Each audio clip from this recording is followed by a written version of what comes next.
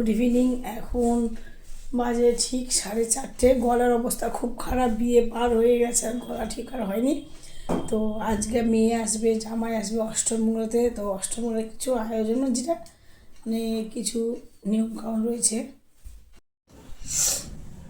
এটা ঘিয়ের বাতি জ্বলবে, ঘিয়ের এটা দিয়ে জামাই মেয়েকে বরণ করব। আর এখানে রয়েছে নারায়ণ পুজোর, এখন ওঠানো হয়নি, এটা অষ্টমীরা যখন গিট ভাঙবে তখন সব ভাঙবো। আর যা ফুল মুঠুক রয়েছে সব এই যে বালতিতে। জামাই চলে এলো অষ্টমঙ্গলা করতে, অনেকে বলে দিরাগমন, তো আমাদের বলে অষ্টমঙ্গলা করতে এলো। তো মেয়েকে নিতে গেছে আমার ননদের ছেলে আর আমার ছোট মেয়ে।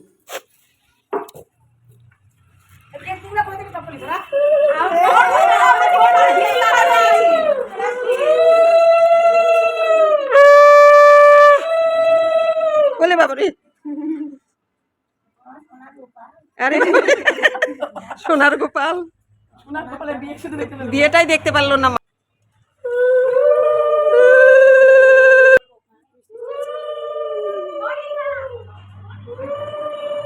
দেখ, আমার শাশুড়ি মায়ের কত স্বপ্ন ছিল এই নাতনির বিয়ে নিয়ে। তো বিয়েটা তো কপালে হলো না, যাক শেষমেশ অষ্টমঙ্গলায় যখন এলো তখন আমার শাশুড়ির শরীর কিন্তু প্রচণ্ড দুর্বল, তাও মনের জোর করে এসে মেয়ে জামাইকে আশীর্বাদ করলো, মিষ্টি খাওয়ানো হলো। আর তো এবার আমার পালি, মেয়েকে বরণ করে নিলাম। এটা কিন্তু আমাদের নিয়ম, যেখানে ছাদনা তোলা সেখানে বসিয়ে নিয়মকানুন করতে, নিয়মকানুন হয়ে গেছে। এবার মেয়ে জামাইকে ঘরে নিয়ে যাব। আর আজকে গিফট কিন্তু খোলা হবে মেয়ের জন্য, এতদিন গিফট খোলা হয়নি। তো মেয়ে তো আগেই বলেছিল মা আমি যাব, তারপরে গিফট খুলবে। তো এই তো গিফট। আর এই দিকে আমার লাড্ডু পাগল হয়ে গেছে ও দিদিভাইকে দেখে, লাড্ডুরও গিফট কিন্তু এই জামাটা পেয়েছে। তো এই তো গিফট খোলা হচ্ছে, চলো দেখতে থাকো। ইউজ করতে হবে, তো এর মধ্যে জল ভরে ঘরে রেখে দিলে বারবার জল আনতে যেতে হবে।